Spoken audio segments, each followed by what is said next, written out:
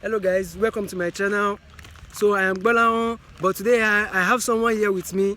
Introduce yourself. I have Wabili Concept TV here today with me today. So we are filming this together because we both left Lagos. So come and film this place for you guys so you can see the level of work that has been done there.